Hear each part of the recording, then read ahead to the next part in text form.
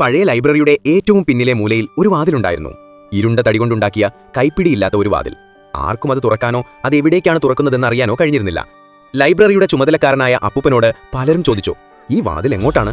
അപ്പൂപ്പൻ ചിരിച്ചുകൊണ്ട് പറയും, അത് നമ്മുടെയൊക്കെ അറിയാനുള്ള ആഗ്രഹങ്ങളിലേക്കാണ് തുറക്കുന്നത്. തുറക്കാൻ ശ്രമിക്കുന്നവർക്ക് മാത്രം കാണാൻ കഴിയുന്ന ഇടം. ഒരു ദിവസം രാത്രി ലൈബ്രറി അടച്ച ശേഷം ഒരു ഗവേഷക വിദ്യാർത്ഥി ആ വാതിലിനടുത്ത് തങ്ങി. അയാൾ പലതവണ തള്ളി നോക്കി, വലിച്ചു നോക്കി, ഒരനക്കവുമില്ല. നിരാശനായ അയാൾ തിരിഞ്ഞു നടക്കാൻ ഒരുങ്ങിയപ്പോഴാണ് വാതിലിൽ ഒരു ചെറിയ വിടവ് കണ്ടത്. ആ വിടവിലൂടെ ഉള്ളിലേക്ക് നോക്കിയപ്പോൾ അയാൾ കണ്ടതൊരു ലൈബ്രറിയോ മുറിയോ ആയിരുന്നില്ല, മറിച്ച് രാത്രിയിലെ നക്ഷത്രങ്ങൾ തിളങ്ങുന്ന അനന്തമായ ആകാശമായിരുന്നു. വാതിലിനപ്പുറം സ്ഥലമോ കാലമോ ഇല്ല, ഒരൊറ്റ ഇരുണ്ട ശൂന്യത മാത്രം. പേടിച്ച് അയാൾ പിന്നോട്ട് മാറി. അപ്പോൾ ആ വിടവിൽ നിന്നൊരു നേർത്ത ശബ്ദം, ഇവിടെ പുസ്തകങ്ങളില്ല, മറിച്ച് ഓരോ വായനക്കാരനും എഴുതാൻ പോകുന്ന സ്വന്തം കഥകളാണ്. അയാൾ ആകാംക്ഷയോടെ ആ തടിവാതിലേക്ക് വീണ്ടും കൈനീട്ടി. വാതിൽ ഇപ്പോഴും അടഞ്ഞു തന്നെ കിടന്നു. നക്ഷത്രങ്ങൾ മിന്നിമറയുന്ന ആ ശൂന്യതയിലേക്ക് കടന്നു പോകണമോ അതോ സുരക്ഷിതമായ ലൈബ്രറിയിൽ തന്നെ തുടരണമോ എന്ന ആകാംക്ഷയിൽ അയാൾ നിന്നു.